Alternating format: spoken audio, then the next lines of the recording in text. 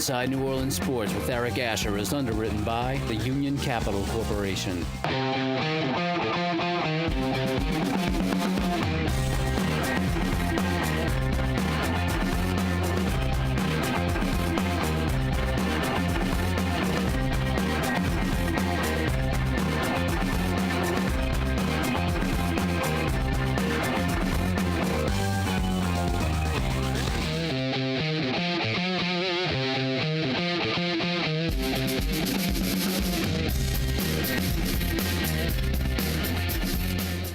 Good evening, New Orleans, and welcome to Inside New Orleans Sports. Over the next hour, we'll talk a little bit about the New Orleans Saints, the New Orleans Pelicans, the Tulane Green Wave, and the LSU Tigers. And we got a great panel for you tonight.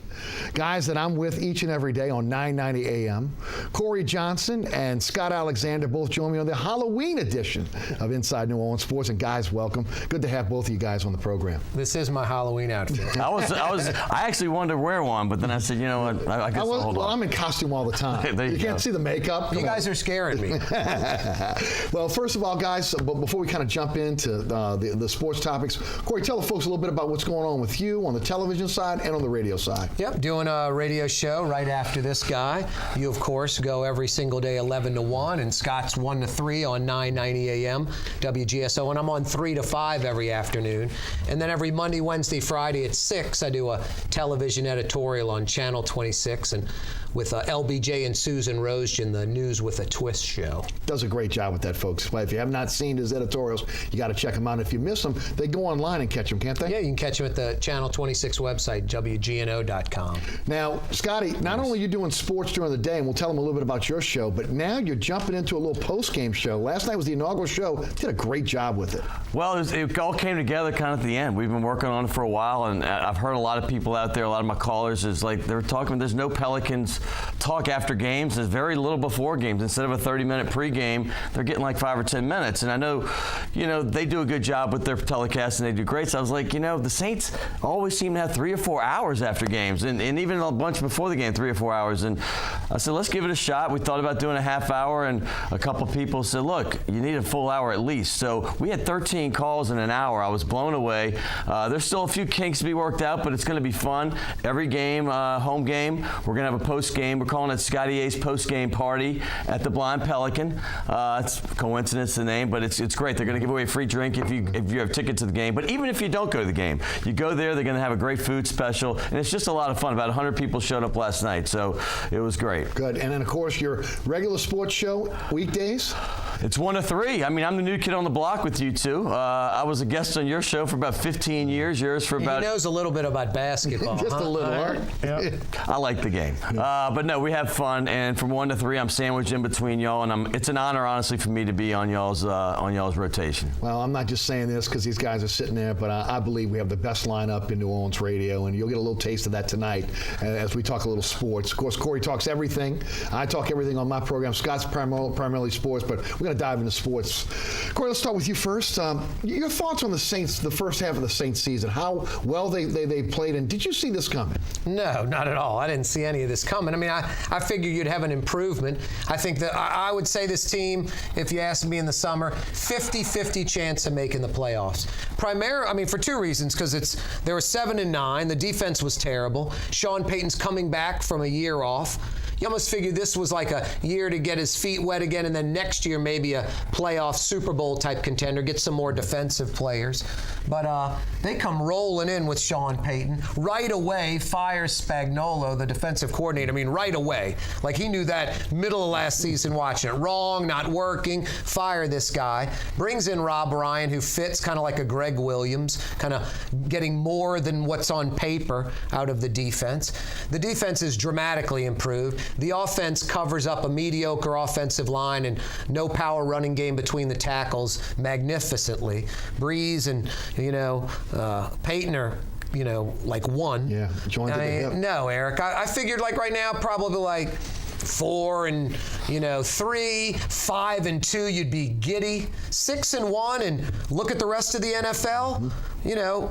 that game at Seattle is going to pretty much say who's the best in the NFC. Yeah, they got a tough stretch coming up. There's no doubt about it. Yep. Scott, how about you? I mean, again, 6-1. Did you? I saw 6-1, and I'm not saying it for any reason. I think the front end of the schedule is light. It's not that I'm saying they're great right now, because these next 4 games after the Jets and even Carolina's emergence, those next 5 are going to tell the tale. I said 5-2, 6-1 for one reason. Very light schedule. I thought the motion would get them the Atlanta Falcons win, and quite frankly, they were lucky to get that one. I mean, come on, you get down to the goal line, and it's hard to hold them, especially that defense we saw last year. But they got that W. The next week, lucky again. Tampa Bay misses that field goal. They get the chance. That's the Peyton difference. Right. Last year losses. This year wins. That's what I said on the show today, Eric. Because I said, look, this team really should be 3-3, maybe even 2-4. Some of those games could have went either way. But they're 6-1, you know, and that's the reason I said I kind of saw it, because Peyton was going to be a little bit of difference. Now, I said 12-4 before the season. I said 11-5 low end. Wow. 13-3, because I look at the schedule, but I could be wrong because,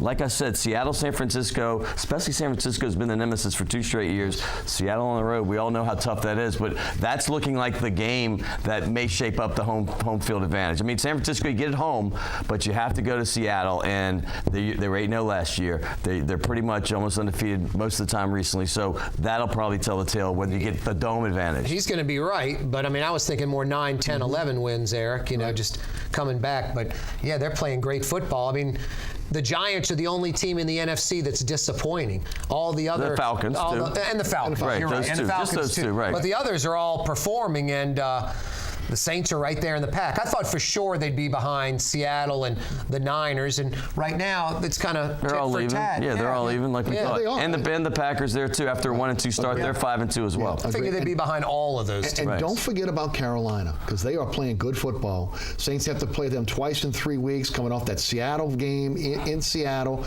on a Monday night. You got a short week.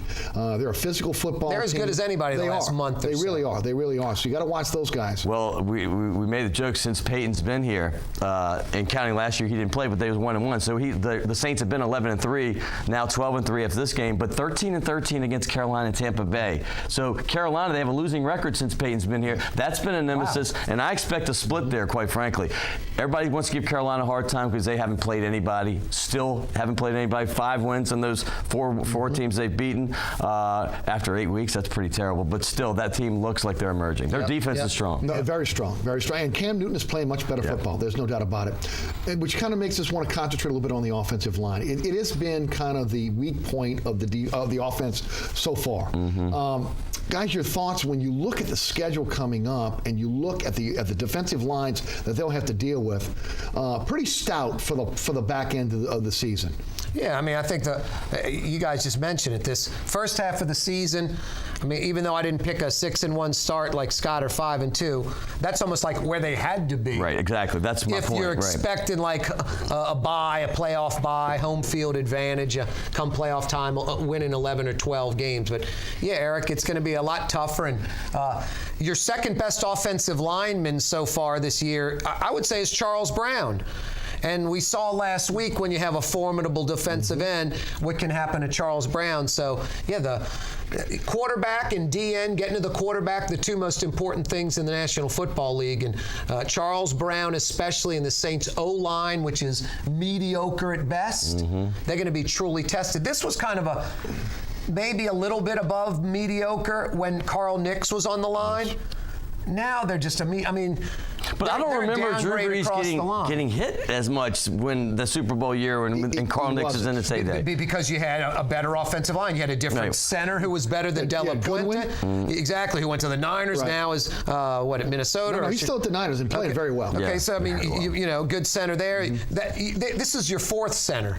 You're at number 4 with Della Puente. You had Fain and Goodwin and someone else. And then you had Carl Nix, who I would say only Willie Rofe was a pure, better mauling lineman than Nix. He's a monster. I know it's a guard tackle. I've used your quote on there. I heard you say it once, and I've used it many times since. True. And Kyle Turley's in there as well. But yeah, those guys. Second best offensive lineman maybe in Saints history. I would agree with that. They were mediocre with him.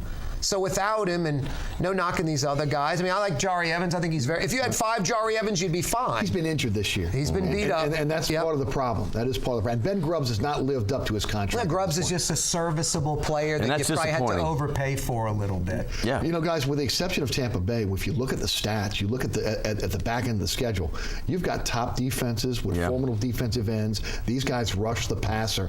They are going to be tested each and every week going forward. Yeah, that's what I think all the tricks have to be pulled out with Peyton and Breeze to kind of overcome those weaknesses on offense. Well, that's what I was saying. That's why I'm not bragging about that 6-1 thing, because this is really going to tell the tale. But like offensive line and cornerback are the 2 positions when you mess up, everyone knows, especially cornerback, but offensive line, because when Drew Brees gets sacked or when guys get stuffed because there's no holes. So really there's no hiding that right now. And they get penalties, stupid, silly penalties, and it's just adding up. So you see Peyton's frustration, but I think that's working for him right now too, because they can't feel good about themselves, even with an 18-point win, even with a quarterback that threw 5 touchdowns. Their coaches in that interview room, press room, still dogging that performance, and I think that's only going to motivate them more and more. Guys, that was vintage Peyton, though, wasn't it? Oh, yeah. Come on. That was vintage Peyton. That's the great thing about Peyton. I mean, you get the sure thing. 80 miles upriver, sometimes you don't, you know. Yeah, no doubt. We'll get into that a little bit later. Jimmy Graham. I love the way that Peyton utilized him last week. Obviously, again, when you look at the injury, he's not going to be the same player, but they used him as a decoy, and then when they got in the red zone, they utilized him. What were your thoughts? Well, you hit it right on the head. I mean, because Jimmy Graham's the guy that's going to make the big play for you.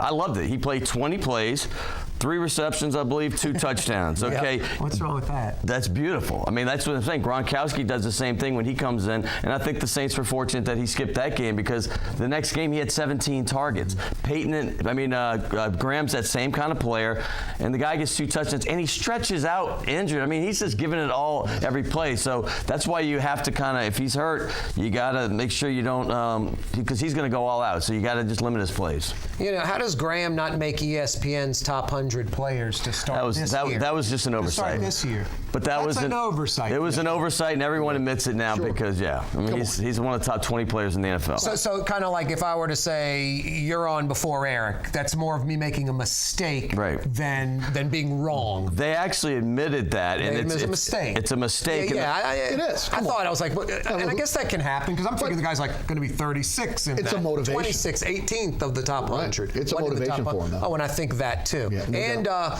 for a while there. Maybe Loomis played those guys to say, you're not as good as you think you are. We got a salary. No, I don't know about that. Because you got him in a contract here this year. If anything, again, they're going to have to put out some big bucks for him. Well, my point is, he's like saying, they're going to, if I'm an agent, which I was, they'll pull that out and say, hey, Jimmy, you're not in that top 100. I don't think you deserve to get paid. That's obviously a joke. You know, Gronkowski in New England beat up a lot and injured. Graham was healthy for a long stretch, and then their other tight ends in jail, and the Saints got their other tight end. Ben Watson's a nice little 10-year savvy vet that understands the NFL, knows the seam, gets open. Smart kid, too. He went to Duke before he went to Georgia. Great move. Great move bringing him in. No doubt about that. Are you guys concerned with the inability of the wide receivers to get separation? One of the things I've talked about on my show, and I think you guys have seen it, this is a timing offense, and when Drew goes through his progressions, he's expecting guys to be at a certain spot, at a certain timing within the play. Teams in the past have been able to jam the receivers not getting separation, and throws the timing of the offense off. That, along with a porous offensive line, again, is one of the reasons why Breeze is getting hit. As you look at the second half of the season, is that a concern for you guys? I mean, I think with that finesse offense, it's always going to be a timing type deal. And I think teams just counter that. Don't have to worry so much about a running back coming between the tackles. You can key in, watch the film, see where Breeze throws, where those routes are run. So I think you have DBs ready to tee off. DN's going after Breeze a little bit more. But honestly, Eric, when did Saints wide receivers ever get separation from DBs? You know, Saints cut a wide receiver or trade one, he gets cut by the other team. I mean, we could go run routes for the Saints with Drew Brees. Well, maybe you could. Well, no, none of us could really. But I mean, but the fact is right. It's a bunch of mediocre. Right. The best thing Meacham ever did was re-signing with the Saints. No doubt. Because he might be saved his career. He might have pulled. And the best thing that Colston ever did was re-sign with the Saints. Colston might have done a Meacham or a Devery Henderson, got cut in a few years, and then is nowhere. But in New Orleans, he's going to go down as one of the greatest QB touchdown maker tandems with Breeze. See it already. Top 5 of all time, correct already. That shocks more people than any stat out there. Lance Moore's a CFL wide receiver, maybe. Right. I mean, I'm kidding, but he's not a starter probably in half the NFL teams. No doubt. Oh, no doubt. No doubt at all. I mean, because he's a guy that's a comfort to Drew Brees because he's been doing it for so long. Lance Moore, and by the way, the offense with Lance Moore is certainly better than without him. But it's a concern, and say this. Let me make one statement. Without Colston's catch against Tampa Bay, they don't win that game, that over-the-shoulder, that last drop. Nice. So he won a game for you by himself right there. Yep. But the receiver production is obviously, it's well documented, been low, and lack of separation. That's why when you saw that second touchdown to Kenny Stills, that was an athlete play that he knows he's the only guy they got that can make that. Well, so I was going to say that might be the new future guy. He can emerge as the #1 in the future. He's just a rookie. I think there's no question about it. It might be next year. He's catching as well as Devery Henderson ever did right away. Well, Henderson had to work at that. He did. He had to learn how to be a receiver. And it was great. I love Devery Henderson. He made it in this league. He did. And look, let's face it. Stills has played much better. He's kind of adopted that Devery Henderson Meacham role, but ultimately we'll see. Where he's going to Took fit. the Joe Morgan role, right? Because that was the role there, and he catches better than Devery ever could. No offense, Devery, I love you at LSU, but he took that Joe Morgan role, and people didn't expect it to come this soon, but it has. Defensively, I talked about it last week, and I'll continue to harp on it because it is, even though they played very, very well against Buffalo, 5 of the next 9 teams they play have mobile quarterbacks. Geno Smith, he's a guy. 1 week he's incredible. 1 week he's obviously looking like a rookie, but you cannot discount his athleticism. Guys, your thoughts on how they played Buffalo last week with a mobile quarterback, and what do you expect going forward? They hit him in the chin early. I mean, first play, fumble, Thad Lewis got popped, and I like Thad Lewis. Still hasn't practiced this week, by the way. He's going to be out for this week's game. Well, he got hit 3 times and fumbled. I mean, that's a guy that's not known for that. They are aggressive, and they knew with a young quarterback. They haven't been blitzing. They've been getting a lot, but they blitzed this game because they said, this is a young guy. We're going to see what he can handle. 16 blitzes is what Sean Fazan said on my show this week. Is what he counted. 16. Wow. Well, if you saw quarterbacks and you saw run pass last year, you got frightened to death because they killed you. I think this is a different kind of defense. I'm not saying they're going to completely stop them like they've been doing the previous 7 games, but it scares me. There's no doubt. But this defense has been proving me wrong all season. I'll admit it. I was hoping for a top 15 to 20 defense, after 32 last year, and now they're given a defense that could even be in the top half, even top third. Boy, I consider myself glass half full, not glass half empty, but 6-1. Hope the defense top 20. I'm like, boy, these are crazy aspirations. Scott's right, though. I mean, they are 6-1, and the D is top dozen, and that's just not realistic. They were the worst defense, maybe in the history of the league last year. Stat-wise, let's not get crazy. No, but they still shut out a team, and they still, they had some moments. But they were still but I mean, everyone has moments by default. The squirrel's going to find the acorn. Well, they didn't see this coming. They didn't know they had these guys. No, but I mean, they're guys emerging. Right. There's no doubt about it. But there's a bunch of young guys that are, making play. Vaccaro's a viable player, and that's immediate superstar impact, in the making, which is rare. And the system has made both Harper when he was healthy and Jenkins better players as well. Right. Jenkins is having a great look. We know it's a contract. Well, that's Rob Ryan. He's having a great season. All this talk of 3-4-4-3. Right. Rob Ryan's going to take who he's got. Asher's a bruiser. I'm not going to put him at corner. I'm going to put him in the middle. Scott's a fit quick. I'm going to put him outside where we need speed. He's not going to put his system in and lose.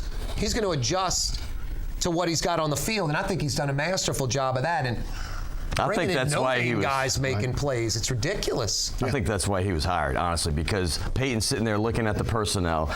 He's looking at the salary cap restrictions, and he's looking at this read and react that they had last year that is not suited for this team. Jenkins all of a sudden is looking. We got hurt last game in the second quarter, but he's looking like a guy that's breaking out. We've been saying that. These guys exactly. Let's Corey. make them good. It was an easy transition because those guys, when they excelled in a Greg Williams system. Now they're pretty much ditto in that same type of system. Right. Under a fiery, emotionally Yes. coach, not a kind of gray, black, and white guy. Got this colorful guy out there. And Peyton, unlike when Williams was here, where he kind of left it alone, you see he's involved now. Oh, yeah. He's talking to yes. Rob Ryan on the side. No longer will it be head coach of the defense, head coach of the team. Now he's intimately involved in what's happening on the think what defensive Peyton's side. doing in Dallas last year. He's watching these games, Exactly. and he's an offensive, cutting-edge coach. Right. So he's cocky. He thinks a lot of these defenses are sort of a joke, and he would love a chance to coach Denver and exploit them when they play that team. I mean, he's doing all this in his head.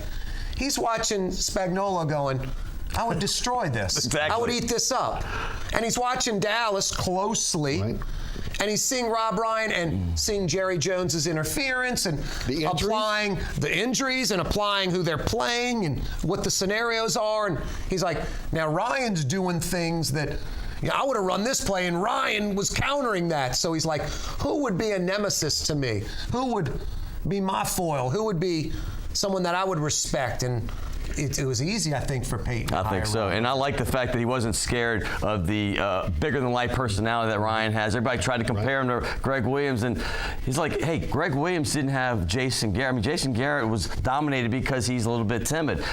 Rob Ryan's not doing that to Sean Payton. Sean Payton knew that. They probably had a little 30-minute discussion before. He says, I'm never going to have this problem. Am I, Rob? Okay, good, fine. And they're so different. Right. I mean, physically, mentally, everything. I mean, All- spirit, everything. Right. I mean, Peyton's this workout guru now, and Ryan's like, where's Irene's cuisine Exactly. in Acme, you know? He's looking to eat. And heading to Miss Mays for a few drinks. Yeah, and buying Yeah. that night over there No at the doubt. club, Miss Mays. He's got an emotional 2 weeks. You're talking about going against his brother in New Right. York, and then Yes. going against the team Great that point, Eric. fired him. It'll be interesting to see how he handles this, and ultimately, especially when the bullets are flying for real and things are happening very, very quickly during the game, how he's going to make adjustments. He's done a great job of adjusting, in-game adjustments in the first 7 games of the season. How he will handle again, I mean, this is really his toughest stretch. Likes being D coordinator instead of head coach the next 2 weeks. Kind of not in the limelight. Right. But Eric's right. For him, it's going to be emotional. Very emotional. And the thing is, I heard you repeat something I said the last time I was here. He's given this defense a soul again. It's true. And you mentioned on your radio show the next day, but it's true. It came to me, but it's exactly what's happening. Let's shift gears and talk a little bit about the Pelicans. Scotty, I know you're excited. Corey, you're excited. We're all excited. People are not too excited about Pierre the Pelican right now, but I'm still having trouble with Pelicans. I still say Hornets. I think still. it's going to take us all just a while. But Yep. God, you got to be excited about what Dell Demps and Monty Williams have done in transforming this team. And one of the first things that stuck out to me last night, even in the loss, was the evolution of Anthony Davis. Oh, my goodness. Why don't you take it first? I'm giddy. I'm just giddy. And it's funny. I this call show, and I love it because you get all kinds. Last night, and I had 6 people, same old Pelicans, and I don't want to make excuses for them because last year they did lose a lot of games at the end. But I was like thinking, did you watch the entire game? And not to mention that we played Indiana last night, the Pelicans did. The team that was 3rd or 4th best in the whole league took Miami to 7 games in the Eastern Conference Finals. Not to mention that Ryan Anderson, easily one of your best 3 scorers on the team, broken toe, last-second scratch. You're not even game planning with not him being in the lineup. Yep. And then besides that, Tariq Evans get the 22 minutes. Everybody, because I said he hadn't played in 6 games. You got to let this happen. But what I saw, the maturation of Anthony Davis, I saw it first live. Obviously, was the Miami Heat game. I went to the exhibition game, and I'm sitting there, and the Heat were playing at full strength, and they were going all out, and they were playing great, and the Pelicans still had them up by 16, and they went on the 23 run, and everybody's like, well, this second team's not going to be great. And I'm saying Tariq Evans may not stop the entire run, but when he's full strength, he's a guy on the second team, along with Ryan Anderson. That gives you a second group, Anthony Morrow, Jason Smith, when he eventually goes back to the second team, that will compete. And I think they won't give up those leads like this team last year did. I think it affected Tariq Evans more last night, not having Ryan Anderson on the floor. Agreed. That makes him better. Just the spacing, because he's a slasher. He's going to get to the basket, and when you have Ryan Anderson out at the three-point line, you've got to be able to say, okay, this is a guy that can knock down shots, so you've got to get out there and you got to cover him. That hurt him last night. Well, even more so, but more so on this one topic, because when Tariq Evans is on the floor, he was on the floor most of the time with both Eric Gordon and Drew Holiday. That's nice. So you can't bring the other shooter, Anthony Morrow, in, because Ryan Anderson plays the 4. So you can't have 4 small guys. So when he penetrates and kicks, there's no Anthony Morrow or Ryan Anderson, so that makes his game less effective, and they can cave in on him. I'm excited, though. Well, no, it's good. And Anthony Davis now, I mean, he's 20. He's filling out naturally as a kid. He's on an NBA regime now. He's smart. He's hardworking. He's dedicated. There's no baggage with this kid. Yeah. I mean, the Holiday, Gordon, Evans backcourt, if you will, is absurd. I mean, Gordon scored 25 last night. He looked good. Oh, he did. You know, there's a handful of players like Eric Gordon. I mean, you make a trade and you bring in a player that, like a J.R. Smith, could score 20 or 30 in a game. You know the limitations. You know the baggage. You know the 6-point night you're going to get. Now, Eric Gordon's been injured. I'm not saying there hadn't been a lot of baggage, but he's a all-star, like a special guy. Special. And there's maybe 25 in the league that are good for 20, 25, 30 a night. And this guy can provide it if he's healthy. And that's going to be the interesting thing. Is Eric Gordon on this team long-term, or do they play well and trade him before the deadline? Well, I think it was a great move on Dell Dempsey's part, whether it was intentional or unintentional, to go out and get Tyreek Evans and get Drew Holiday. They have a great relationship with Gordon. All of a sudden, you see the guys, you see the body language. He's a different guy. Yep. He wants to play here. He wants to play with these guys. It was on purpose. And let me tell you, that was a great move. They're college teams, I think, like, especially these, like, Gonzaga. They're older than the Hornets. No question. Right. I mean, seriously. Average age 24 years old, youngest team in the NBA right now. But I mean, think about those starters we're all talking about. Yeah. Their average age ain't 24. Their average age is like 22 or something. You know, it's what I love is young pups. 23, 24-year-old guys that have been in the league 4 or 5 years. One's an all-star, one's a rookie of the year. Yeah. Yep. It's crazy. It's going to be nice, though. It's going to be fun. No, it really will. And you know, guys, not only that, you've got guys that can break down a defense. Mm-hmm. You got multiple guys on this team. When you look at the roster, when you look at top to bottom, you got guys that have great range as well. Offensively, you're set. They've got to gel, though. And I think you mentioned on your show, I mentioned on my show today, I think people are getting a little bit too excited about what happened last night. They went against a very physical team. They went against a veteran team. Yeah. You know, it's a whole different story. Exactly. But, you know, one thing we got to watch for going forward is the physicality. Guys, let me ask you, what about the center position? Are you concerned that this team is the proverbial donut? I mean, that's the only hole there, Scott. But I think that with the other 4 guys and now this depth on the bench, you might just be able to work around that. I mean, in the NBA center position, isn't it kind of like running back in the NFL It's almost today? like a power forward position now. Well, I mean, is there anybody who's the center in the NBA? I mean, Dwight Howard. You can't name 5. Well, there's 5. I had this discussion with Clark Kellogg last night. We're talking about the 5, and when Bynum's healthy, he's certainly in there. But Hibbert is one of those 5, and he only had 6 points. But when it mattered most, he overpowered Jason Smith, and that's where it's going to hurt the Pelicans when they play. But there's only 5 of those teams. That's why I don't mind. Not many. I think he can work around that position a Brooke little bit. Lopez, another, but that's why I don't mind the dearth of, what you call the center, because I don't care about if he scores. You have 5 dudes that will score a bunch, block shots, alter shots, defend the rim, get some rebounds. Yep. Defend the rim, get rebounds. That's all you really need to do. There's no doubt about that. Stiesma can do that. At times, he looked pretty decent last night in terms of being a defender. He can't score. Jason Smith's the opposite. A guy that can step out, he can score. Right. He's going to give you energy. Again, I worry when they get into the half-court game, when they got to be physical. That's something they're going to have to work on as they go forward. No, there's nothing to do. I mean, they don't have, like I said, there's only a few of those teams. Like when Dwight Howard and Roy Hibbert are around, and if Bynum ever gets healthy, they're not going to be able to stop those guys if they want to score. They're either going to get fouled or they're going to get the bucket. And but even those centers, a lot of them are like, if you had like an all-world team, would Howard be a center or he'd be a power forward on that team? You know what I mean? Right. Kind of. It's like, well, he's playing power forward now because he's got a Sheik with him, Omar Sheik. Yes, right. He's a hybrid. You're right. Except in the 5 guys you mentioned, that's pretty much what the NBA is now.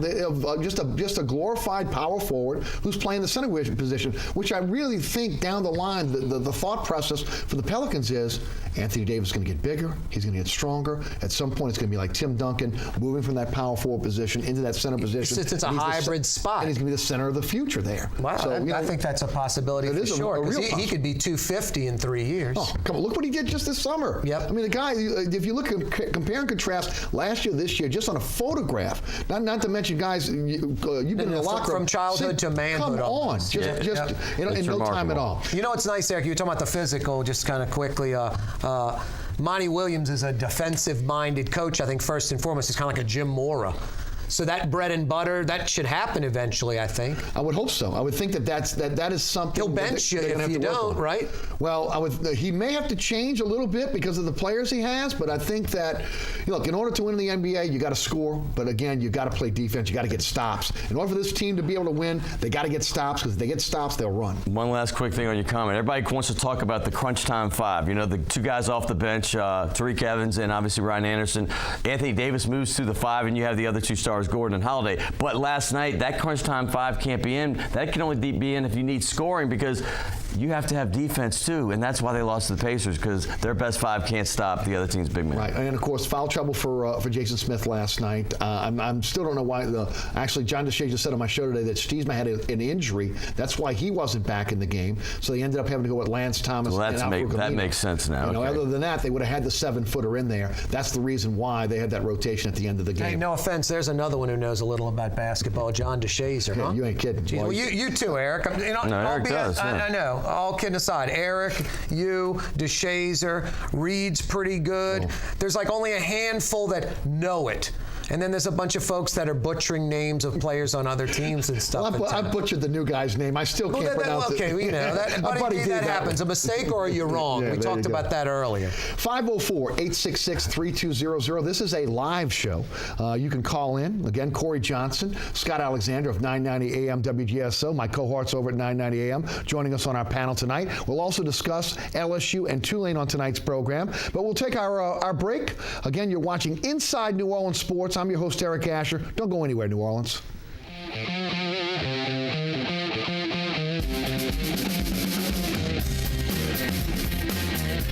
Inside New Orleans Sports with Eric Asher is underwritten by the Union Capital Corporation. My name's Reggie. Just recently, my wife and I took in her sister's children. Now, we already had 4, so I went from becoming a family man to a man with a bigger family. Now, you can't eat love, so I don't know how I'm gonna feed them tonight. How was that, Rich? I think I look more like Denzel. That's cold, man. Play a role in ending hunger. Visit feedingamerica.org/hunger and find your local food bank. Packers. Viking. Packers. Viking. Viking. Red state, blue state, vegan. Carnivore. We come from different places. Uptown. Downtown. Optimist. We come to different conclusions. Half empty. Half full. But when we live united, we create real, lasting change in the building blocks of life. The education, income, and health of our communities, our families, even the person next to us. Live united. Real change won't happen without you. So give, advocate, volunteer, live united. Sign up at liveunited.org. You're watching WLAE, New Orleans Public Television. Find us on Cox Channel 14, Charter Channel 11 and 711, AT&T Channel 32 and 1032, Dish TV, DirecTV, and over-the-air broadcast on Channel 32. You know what? What? Since I got adopted, I've learned a lot about these humans. I know. I mean, check out these two. It's Flirt City over here. Yeah, I noticed that. It looks like my human is definitely into your human. Oh, look. I think she's getting his number. Nice. Your human's got some sweet moves. Takes after his dog. Oh, look, they're doing that thing where they put their arms around each other. She kicked up a leg. It's like in the movies. That's awesome. Looks like we're going to be hanging out a little bit more. Hi, we're Ola High, and you're watching WLAE TV.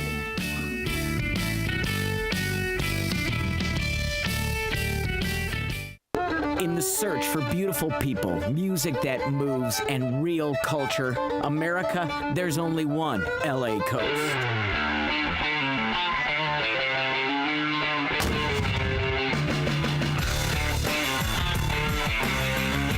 Go Coast, Louisiana delivers the treasures of the Gulf fresh to you. I think we need a bigger boat. Sundays at 8:30 p.m. on LAE.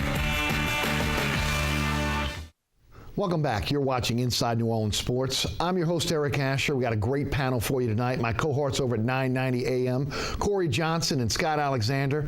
We're talking a little Pelicans basketball right now. We'll get into LSU and Tulane as we go forward. Your phone calls are invited at 866-3200. Guys, expectations for this team. We got one game. I think you got to wait for them to gel a little bit. Again, we'll see what's going to happen in Orlando tomorrow night. But Scotty, we'll take you first. What are your expectations for this team? Health is a big thing. I mean, assuming health, let's just say assuming health means the 5 main guys play 65 games at least. I'm one of the guys that's optimistic again. I'm saying 45 wins. Now, if one of your main guys misses 10 more games and another guy misses 15, 20, you're going to be fighting for a playoff spot at best. But right now, there's 6 teams that everybody kind of sees. Right now, these are definitely better than the Pelicans. But 7-8 is not unrealistic. 6-5 possible, but 10 or 11 possible as well. So I'm kind of across the board because I have to see a bigger body of work, but I really do think this is a playoff team. If 45's the over-under, I'd go over. I mean, I was thinking 47, 48 wins, a mid-seed, 4, 5, 6 seed. You're the second person that said that on this show, Corey, and again, I haven't heard a lot of that nationally. Well, I mean, if you just look nothing national. No, because you don't know what this team's going to do. It's a bunch of nobodies. They may not mesh. They may not gel. I mean, we're just talking. Jimmy Graham wasn't a top 100 ESPN player. So I think, why would you pick this team? I wouldn't if it was I shouldn't say the Pacers. If it was some unknown team that hadn't been doing anything the last few years, this was the team. But I think when you look at Dell Demps, when you look at Monty Williams, when you look at what the team was, what they are, what their vision is, the amount of athletes, I think they've got as much a chance as any other team of being injured or not. And I think you've got some depth now. You go about 7, 8, 9 deep. You're only going to get healthier. I think this is there's so many teams in the NBA that are 35, 38 wins and they're not good. This team's better than those. So I think it's about a 45 to 48 win team. Not 50, but I think they're a playoff team for sure. I'd be disappointed if the Pelicans aren't in the playoffs. I would agree. I would agree with you there. I would be disappointed. More than half the league goes. Right. If this team does not make the playoffs, I think they will make the playoffs. I think a lot of it has to do with whether they're going to be healthy or not. I think it's some things to clean up. Again, we talked about the physicality, the lack of it last night. That's something that again, you either are a physical team or you're not a physical team. We'll see what the MO is on that. One of the things that really kind of I watched last night, when it's working, it's beautiful. When it's not, you're in trouble. And that's lack of movement. A lot of guys are great jump shooters on this team, and last night they were settling for jump shots. In the first half they hit them, in the second half they didn't. One thing that I'd like to see more is a little bit more movement, a little bit more pick and roll, and a little bit more of a floor spacing to be able to allow guys to be able to slash and kick. Scott, you watched the game. You saw. What are your thoughts? That's the only that to me. That's something I think that Monty Williams, when he looked at the tape, he said they didn't move a lot last night, and they need to concentrate on that. That's a result of not playing together that much. I mean, say this: those 2 threes when they were up 10, and then Eric Gordon and then Drew Holiday hit 2. They were moving on those threes. They were 4 of 6 in the first half, only 1 of 6 in the second. And I'm gonna say this team can't afford to miss too many outside shots. I mean, because their inside game is not that strong yet. I mean, Anthony Davis is much better in transition. He's got some great spin moves. He's working on that. But you're right. That's a putting the team together and playing for a while. That's what's going to come together. Totally. Who's the star of the team? Who's the defensive stopper? Who takes the last second shot? Who's there's so many question marks right now about this team. But yeah, Eric, fundamental basketball, they better do all of that while they're trying to figure out, the soul of this team, how they play, what you can expect offensively, defensively, realistically. You don't want to be optimistic every day what you're realistically going to get out of them, but it's going to be a little while. Yeah, I mean, again, I think everybody has to have a little bit of patience. It's a brand new team. Let's go to the phone lines, 866-3200. That's 504-866-3200. You're watching Inside New Orleans Sports. Got a great panel for you tonight. Corey Johnson and Scott Alexander of 990 AM WGSO. To Heyman in Franklin, Louisiana. Welcome, Heyman, to Inside New Orleans Sports. Hey, how you doing, guys? I like the show, and I'm getting season tickets for the games this year.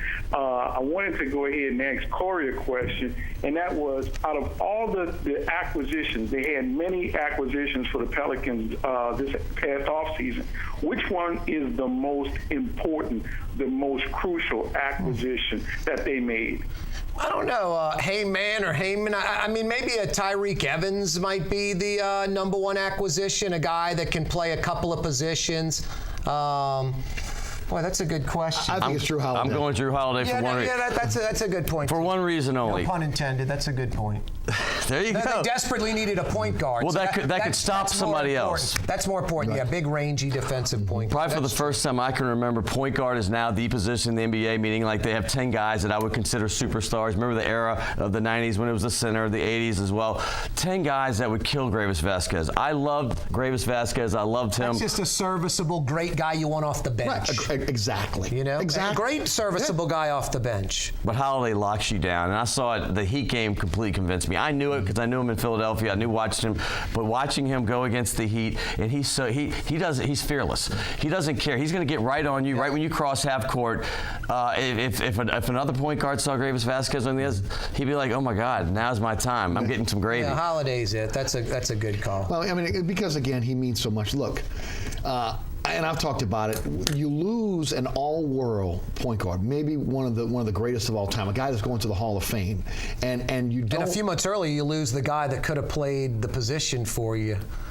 Well, in Collison. Right. In Collison, you got rid of him 6 months early. And now you're looking at, you're saying, well, when are you ever going to find another point guard that can come in and be comparable? A lot of times you have to go to the draft. These guys got to grow.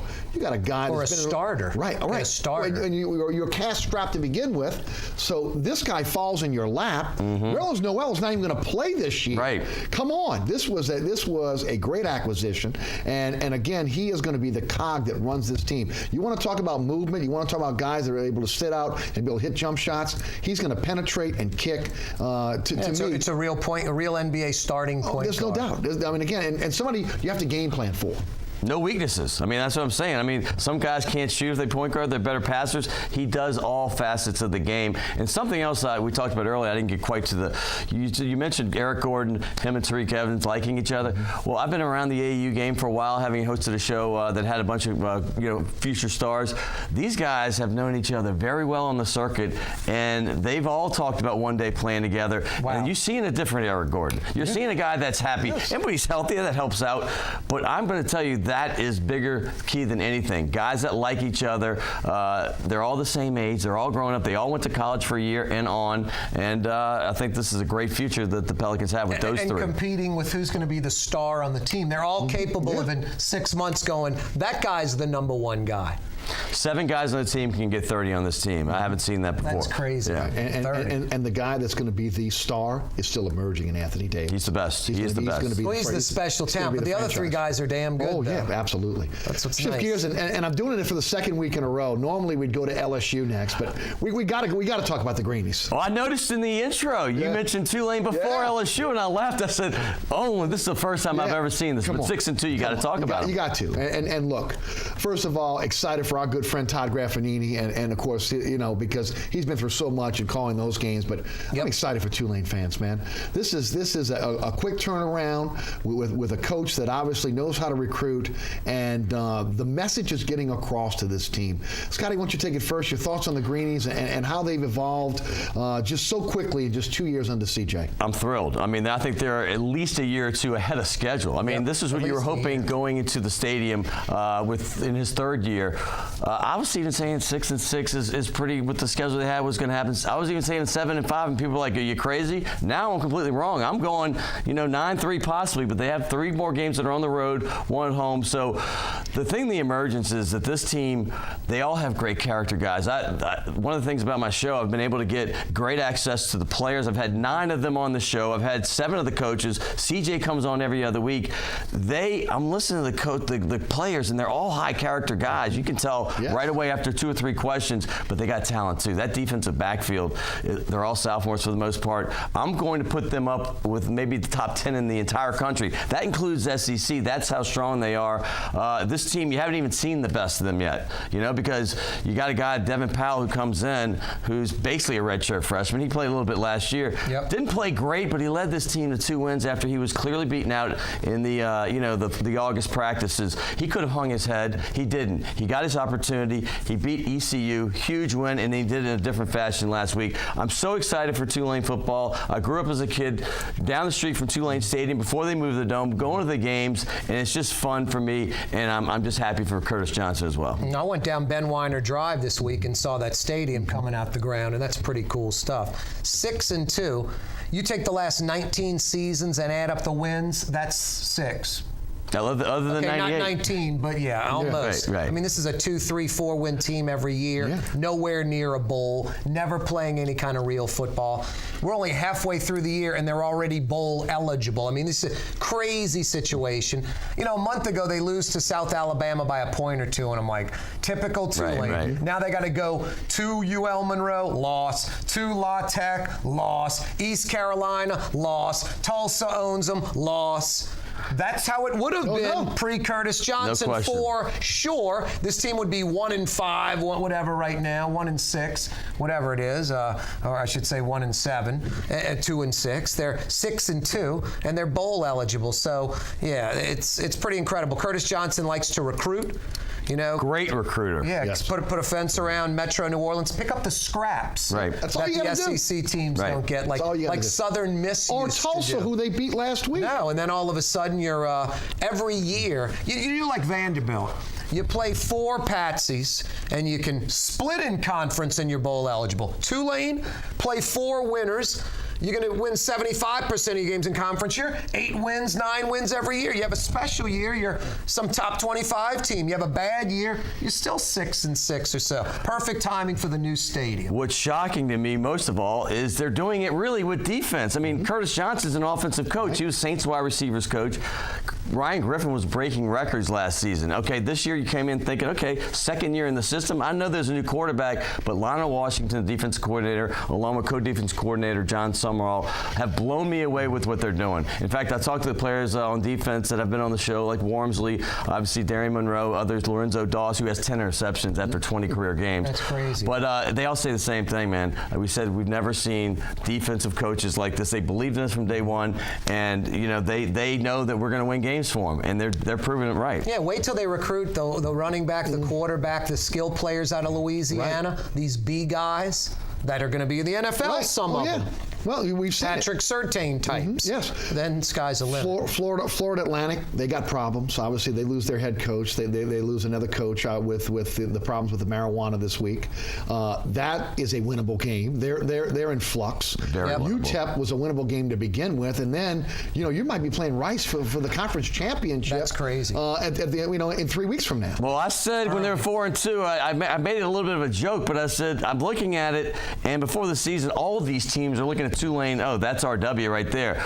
But I said, listen, I'm throwing it out. Homecoming. But I'm throwing it out. I said, dare I say 10-2? I know that sounds crazy, but why can't they win these games? They're winning them close too. That's the games they always lost, whether it be the high-scoring 36-33 East Carolina or last week the 14-7 victory.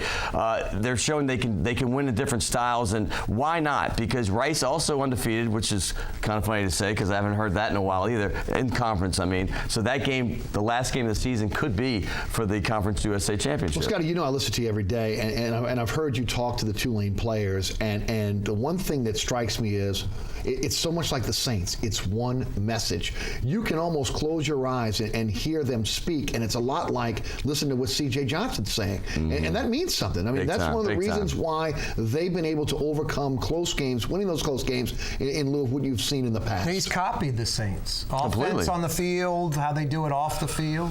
Well, he sounds like him now in press conference. It's so funny. I'm like, oh my gosh, what a great role model to have. At least, as a coach, why not? Winner, follow the winner. Let's shift to LSU, and obviously a big week next week against Alabama. The ghost of Nick Saban on this Halloween night is always lurking over the shoulder of Les Miles. Corey, let's take you first. Your thoughts on this upcoming game, and how big is this for Les Miles and this LSU program, considering for the first time in a long time they're out of the national championship mix, probably out of the SEC championship mix so early in the season. I got to get over that. The fans have to get over that, and hope that the team gets over that disappointing loss to an Ole Miss team. You're supposed to beat that team. LSU's a better team than Ole Miss. Ole Miss was beat up, and Les Miles has a way of, it's just not a totally honed-in thing. But how do you get rid of a guy who's 6-2 in the SEC on average, 10 wins every year on average, the way he recruits? But I don't want to say the season's ruined, because it's not, Eric. You win out, you're 10-2, you go into a BCS bowl game, and everybody's giddy and happy. which is possible. But it's hard to throw SEC caliber championship teams out there, national championship caliber teams. LSU's better than Georgia. Georgia's having a disappointing year now. LSU's better than Ole Miss. They arguably should be undefeated. It should be number 1 versus like number 3 right now. Right, there you go. And for the 3rd year in a row, the biggest college football game of the year. It's still going to be one of them. Yes, it's going prime time. And of course, and it's 7-2 versus undefeated number 1. LSU's going to be ready, a little more loosey-goosey, ready to play. You hope Alabama doesn't play an 11 game, but my God, Saban's the master of having a team prepared. They have a bye week too. Yes, that's the key right there. They have a bye week as well. I mean, you know, Alabama's obviously going to be favored. It's in Tuscaloosa, but I don't know. Let me put it this way. 3 scenarios can happen, and a lot of the time I'll say this about LSU's opponents, but it's 3 things can happen. 1, Alabama wins in a tight ball game. 2, LSU wins in a tight ball game. Or 3, Alabama blows LSU out. Usually I say that about LSU's. LSU's going to win close, LSU's going to blow them out, or that team might play LSU and win on the last field goal. LSU has about a 20-30% chance, I'd say, of winning the ball game, and it's either going to be, what I said, a tight game one way or the other, or an Alabama blowout. LSU can't blow out Alabama. How many blowouts has LSU been? They're never involved in blowouts. Well, they've only been blown out once, 21-0 in the national championship game in 5 years. You're right. Think about the other 4 losses, true. all field goals, and then obviously I say field goals, 3 points both times this year, 4 points Alabama on that last second touchdown, and then Florida was just a slugfest that LSU dominated the first half, couldn't score touchdowns, they got field goal. Point is, they're not getting blown out. I'm going to say this. People were upset or just saying, what are you talking about when I said last week? I said, Ole Miss is going to give them a game. Don't be surprised if they beat them. This is their Super Bowl. Everybody's talking bad because they lost 3 in a row. Well, 2 of those were really good teams. A&M, they showed me something after that Auburn loss. They came back, and A&M is unstoppable. And they went tit for tat, scoring. And everybody said, well, their defense is depleted. I said, who cares? Because their offense can score. And I was scared. Well, I say the same thing about this game going into Alabama.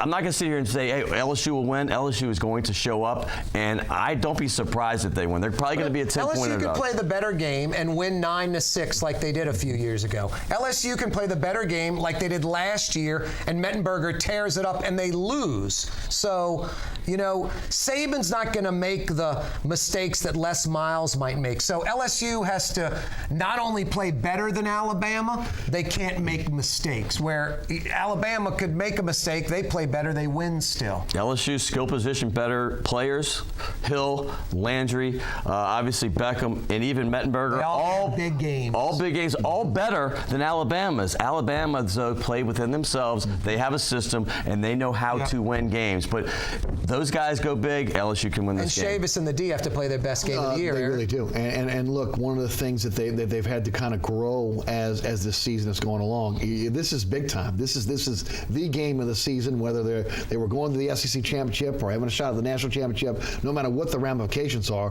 whether you're going or not, this is the biggest game on the schedule. 3 games are big. LSU's got to beat Alabama, and obviously run the table. Right. Georgia needs to beat Auburn, and Auburn needs to beat Alabama, and then LSU will be there at the end. It's not impossible. The 2 national championships, bigger scenarios than that had to happen. Well, you know, this is also a game that is huge for recruiting. You heard so many LSU fans that were moaning in the aftermath of the Ole Miss game that, oh no, this is going to kill recruiting.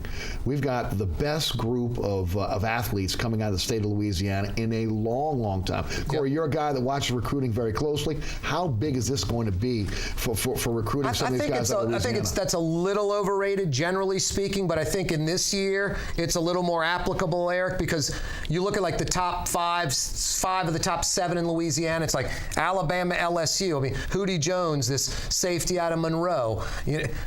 Right now, I think he looks like he's leaning towards Alabama. Who knows? But I mean, Fournette, a bunch of these kids. They look at the Curtis kids, the Kaare kids, Dupree, Speedy Nola. Yeah, there's so many. There's so many.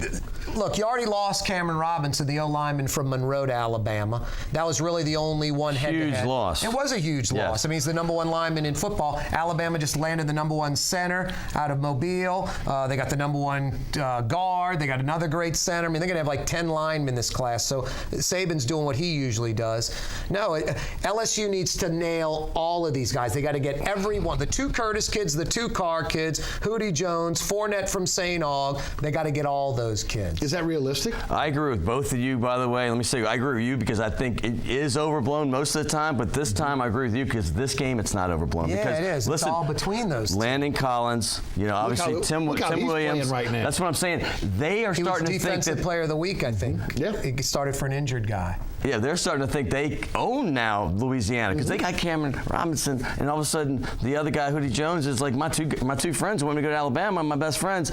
They need to win this game or at least show up and play well. It can't be 42-0. I mean, if that happens, trust me, because when Leonard Fournette, I follow recruiting as well. Jamie Newberg, who's one of the elite guys in the country, I used to do a show with him. He calls me and says, "Hey, look."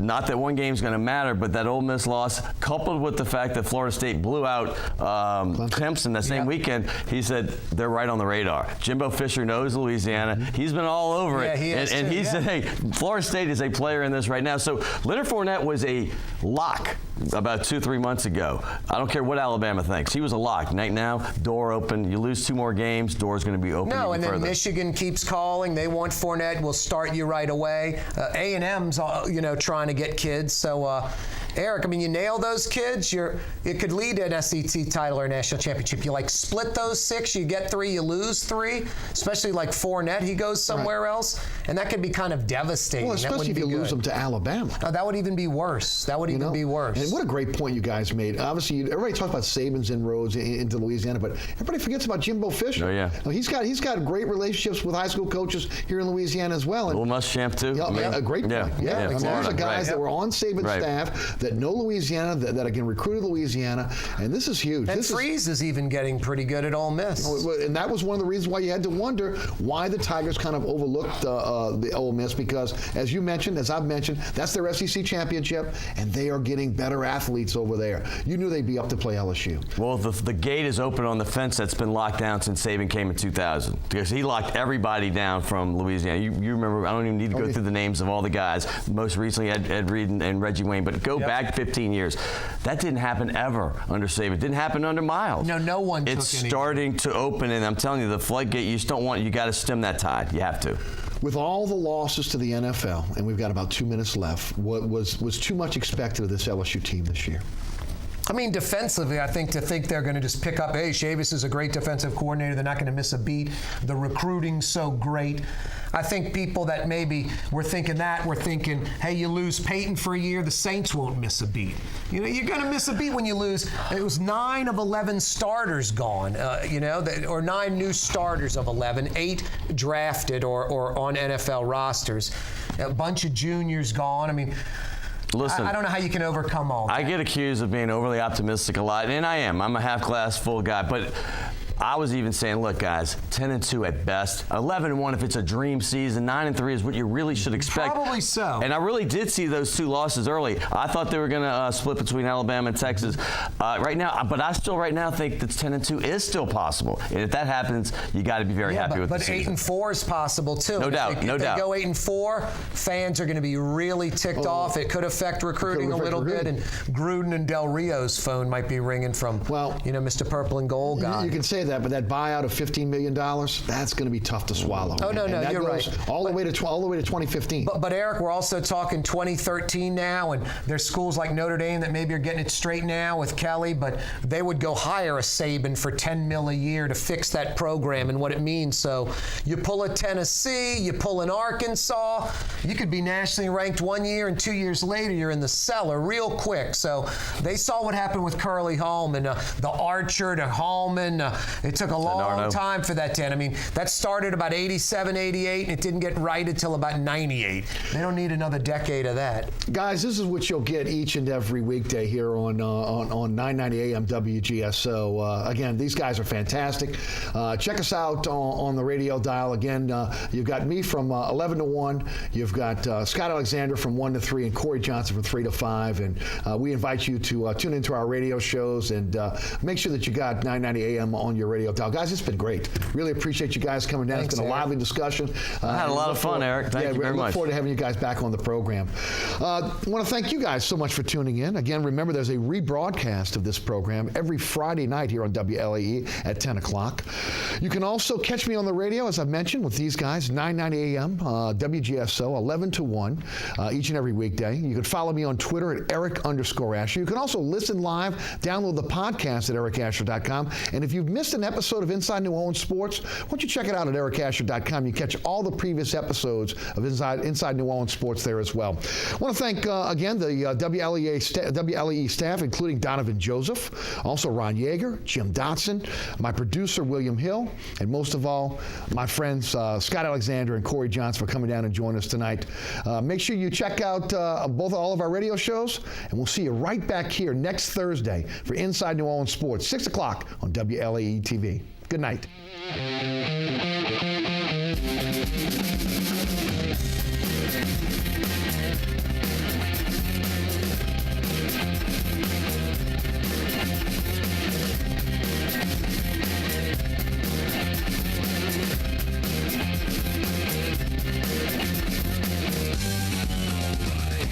Inside New Orleans Sports with Eric Asher is underwritten by the Union Capital Corporation.